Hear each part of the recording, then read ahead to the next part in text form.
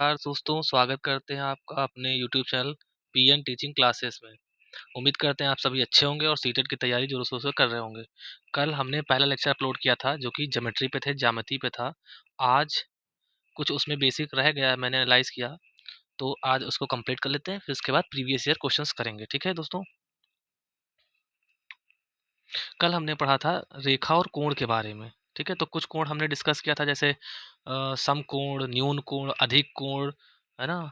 और reflex angle, इसको हिंदी में पता नहीं क्या कहते हैं, आप लोग सर्च कर लीजिएगा। और आज देखते हैं कुछ रेखाओं के बारे में। सबसे पहले डिस्कस करते हैं समांतर रेखाएं। हिंदी में कहते हैं समांतर रेखाएं। समांतर रेखाएं। ठीक है दोस्तों? समांतर रेखाएं। हम्म, समांतर रेखाएं, इसे इंग्लिश में कहेंगे पैरेलल लाइंस। ठीक है, इसको छोटा कर देते हैं। Oh shit.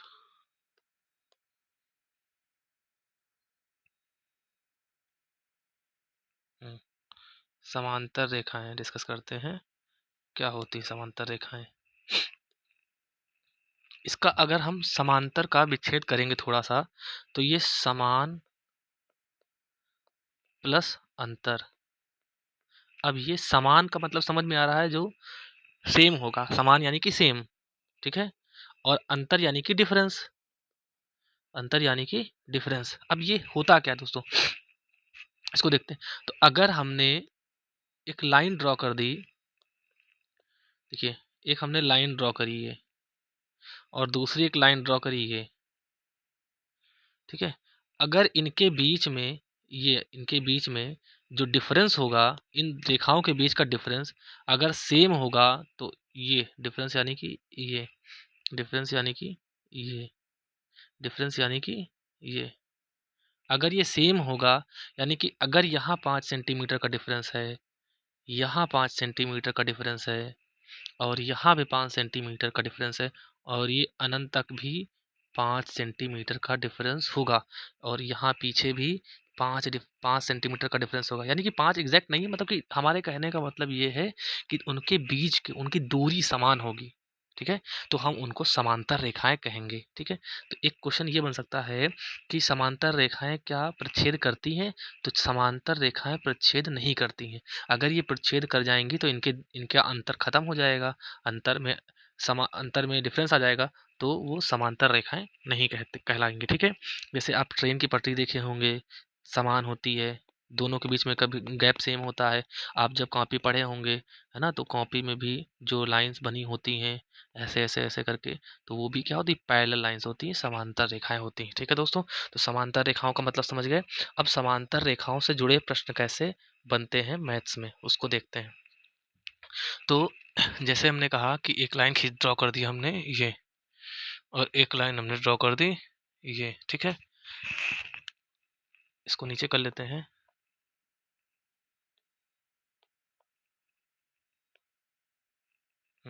तो सब बड़ा कर दिए,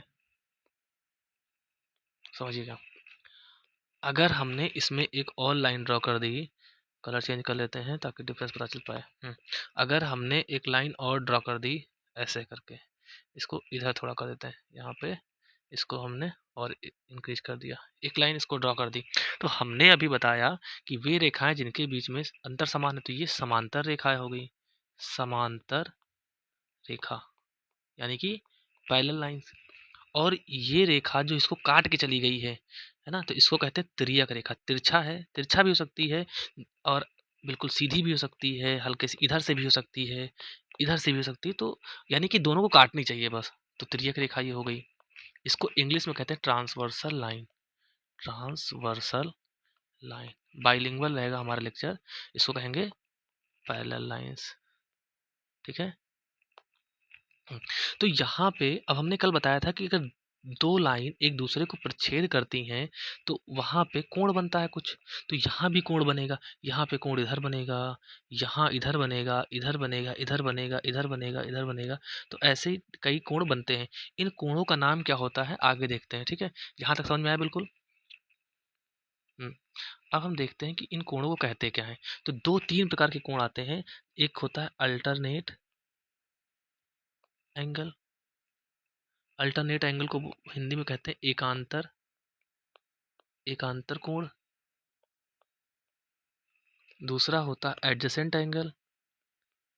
एडजेसेंट एंगल इसको कहते हैं आसन्न कोण। आसन्न कोण या संलग्न कोण भी कह सकते हैं, ठीक है। और तीसरा होता है vertically opposite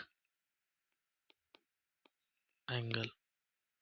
vertically opposite angle यानी कि शीर्षा भिमुख कोण इसे कहेंगे। शीर्षा भिमुख कोण कहेंगे।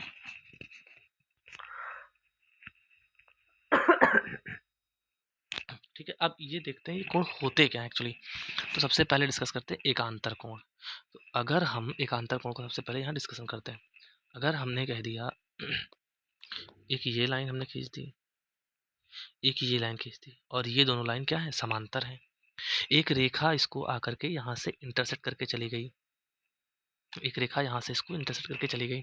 तो आप देखेंगे कि अगर रेड पेन से कर देते हैं ये यहाँ से लेकर के ये वाला एरिया, थोड़ा सा इसका साइज बढ़ा लेते हैं। ये यहाँ से यहाँ तक एरिया, ऐसे जेड बनना है दोस्तों, जेड बनना है। फिर एक जेड इधर बनेगा, एक जेड ऐसे बनेगा, ये देखिए हल्का सा इधर, और फिर हमने इधर ले लिया ताकि क्लियर हो पाए, ठीक है। अब इसको आप देखेंगे जेड बनना, तो पहले लाल वाले में देखिए ये कोण है। तो एक मान लिया इस कोण का नाम 1 है और इस कोण इधर वाले कोण का नाम 2 है, ठीक है। और कलर चेंज कर लेते हैं। इस कोण का नाम हमने मान लिया 3 है और इधर वाले कोण का 4 है। तो येलो वाला कुछ इस प्रकार बना हुआ है जेड ऐसे। तो इसमें ये वाला कोना और ये वाला कोना कोना ये 3 है और ये 4 है। यहाँ पे 1 है, यहाँ पे 2 है। तो हम कह सकते हैं कि कोण 1 बराबर होगा कोण 2 के और कोण 3 बराबर होगा कोण 4 के। इसे हम दोस्तों कहते हैं एकांतर कोण। ये बात अच्छे से समझ में आ गई होगी। एकांतर कोण एकदम समझ में आ गया। वैल्यू फाइंड करना रहता है, हमको एक एंगल दे देगा। तो एकांतर कोण का केस तभी बन पाएगा जब रेखाएं कैसी हों, रेखाएं समांतर होंगी, तभी ये अप्लाई होगा, ठीक है। तो फिर से समझ लीजिए, रेड वाले में देखेंगे कोण ये 1 और इधर तुरंत बगल में कोण 2 इक्वल होगा। इसी प्रकार येलो वाले में आप देखेंगे कि कोण 3 ये वाला कोण और इसी लाइन से बना हुआ कोण 4 बराबर होगा। हमने लिख दिया और सेपरेट डायग्राम भी बना दिया है, ठीक है। अब दूसरा क्वेश्चन, दूसरा कोण देखते हैं, एडजेसेंट कोण क्या होता है, ठीक है। कलर चेंज कर देते हैं। एडजेसेंट देखते हैं, एडजेसेंट कोण क्या होता है। एडजेसेंट यानी कि एडजेसेंट आसन्न कोण, एडजेसेंट कोण। आधा हिंदी आधा इंग्लिश लिख दिया। एडजेसेंट यानी कि आसन, एडजेसेंट एंगल, ठीक है। जैसे हमने कहा कि दो लाइनें, दो रेखाएं समांतर हैं, ये तभी लग पाएगा जब दो रेखाएं समांतर होंगी। एक रेखा हमने यहाँ खींच दी,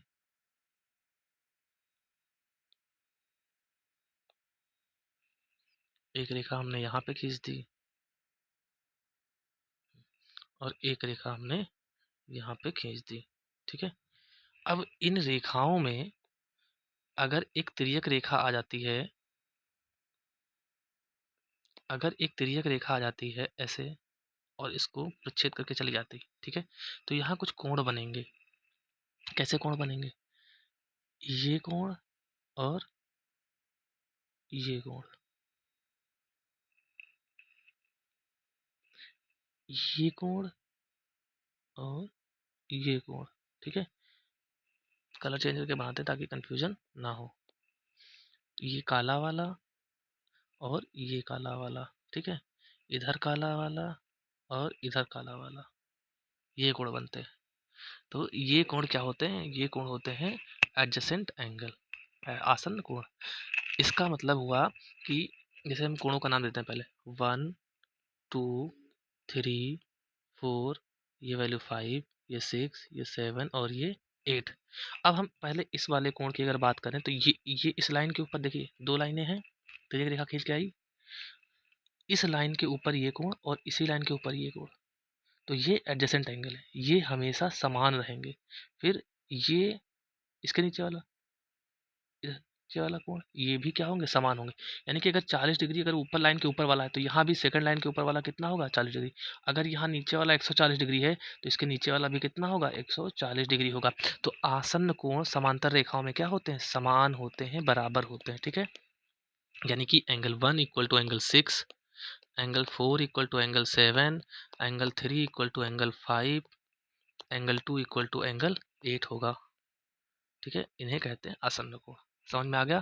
फिर से देख लीजिए, अगर जैसे हमने कहा, नेक्स्ट पेज पे बताते हैं।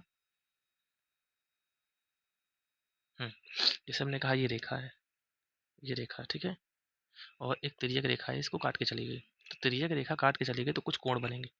जैसे ये लाइन के ऊपर, इस लाइन के आप ऊपर देखेंगे ये कोण बनेगा।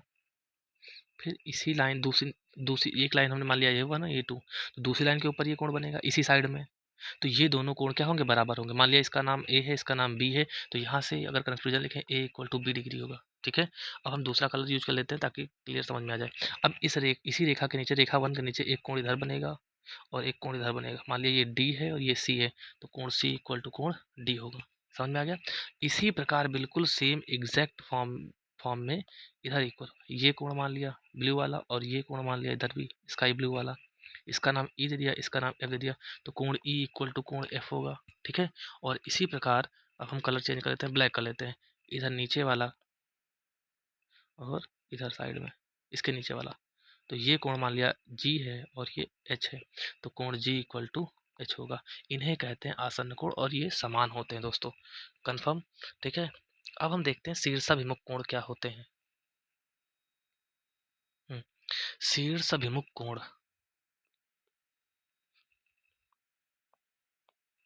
शीर्षाभिमुख कोण, इसे इंग्लिश में कहेंगे vertically opposite angle, vertically opposite angle.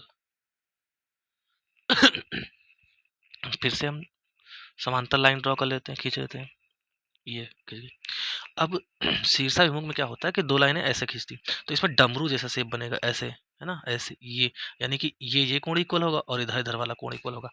अगर इसको आप देखेंगे तो यहाँ पे इधर रेड वाला, ये डमरू बनना, ये डमरू बनना, यानी कि ये बराबर होगा। इसी प्रकार यहाँ पे ये वाला और ये वाला बराबर होगा। इसी प्रकार इधर ये येलो वाला और ये येलो वाला बराबर होगा। ये और ये आपस में बराबर होंगे दोस्तों।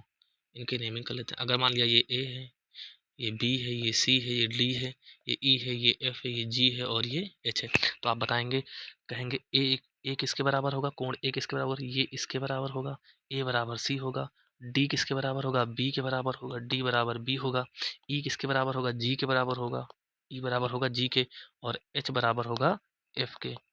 तो ये हो गए शीर्षाभिमुख कोण, ठीक है। एक दो इस पे क्वेश्चन देख लेते हैं, फिर इस टॉपिक को खत्म कर देते हैं। जैसे हमने कहा कि रेखाएं समांतर दी गई हैं हमें, एक रेखा हमने ये खींच दी और एक रेखा हमने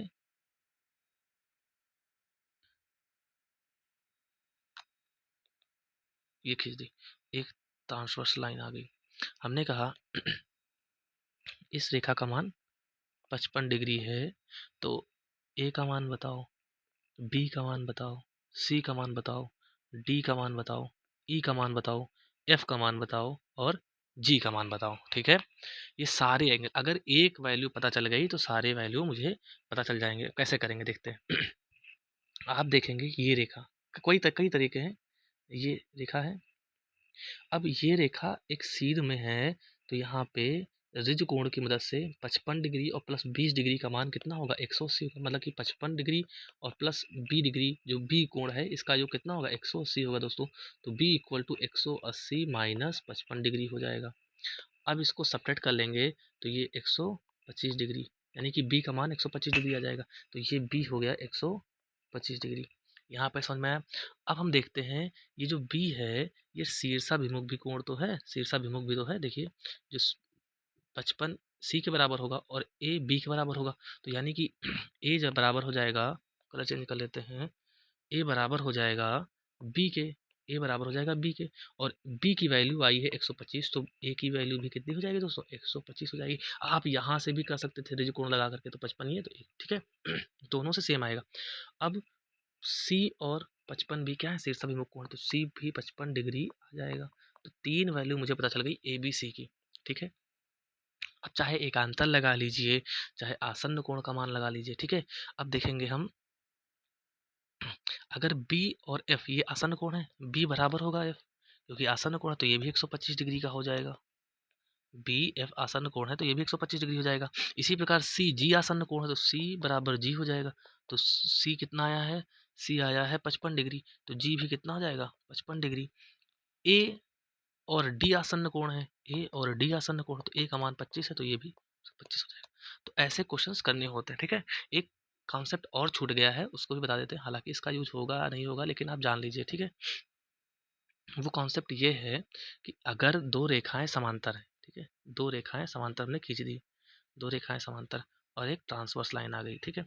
अब आप देखेंगे कि यहाँ दो कोण बनेंगे, इसको कहते हैं इंटीरियर एडजेसेंट एंगल, ठीक है, interior angle of parallel lines. तो ये और ये, अगर मान लीजिए ये ए है ये बी है, तो अंदर वाले कोणों का योग ए प्लस बी बराबर 180 डिग्री होता है, ठीक है। ये भी मदद करेगा क्वेश्चन सॉल्व करने में। मान लीजिए ये डी है और ये सी है, तो इसी प्रकार सी प्लस डी भी 180 डिग्री होगा। अब अगर अंदर वाले कोणों का मान अगर 180 है, तो बाहर वाले कोणों का मान भी 180 होगा, बाहर वाले कोणों का योग। तो इसको 1 मान लेंगे, इसको 2 मान लेंगे, तो एंगल 1 प्लस एंगल 2 भी 180 डिग्री होगा। इसी प्रकार यहाँ पे 3 और यहाँ पे 4, तो यहाँ पे 3 प्लस एंगल 4 भी 180 के बराबर होगा, ठीक है। तो पैरेलल लाइंस वाला कॉन्सेप्ट आज क्लियर हो गया। तो लाइंस वाला लगभग कॉन्सेप्ट क्लियर हो गया है। अब मैं एक अनाउंसमेंट करना चाह रहा हूँ दोस्तों, इंग्लिश की फैकल्टी, इंग्लिश की क्लासेस भी शुरू करने की मैं सोच रहा हूँ, ठीक है। सीटेट के लिए, सीटेट के लिए इंग्लिश बोथ पेपर 1 और पेपर 2 दोनों के लिए, ठीक है, पेपर 1 और पेपर 2 दोनों के लिए इंग्लिश की क्लासेस शुरू करने की सोच रहा हूँ। इंग्लिश, साइंस और सोशल साइंस ये अपकमिंग क्लासेस होंगी, ठीक है। जैसा शेड्यूल बनता है आपको इन्फॉर्म कर दिया जाएगा। और अगर वीडियो पसंद आई होगी तो शेयर करके लाइक भी कर दीजिएगा, और चैनल पर नए होंगे तो सब्सक्राइब कर दीजिएगा। Thank you for watching the video.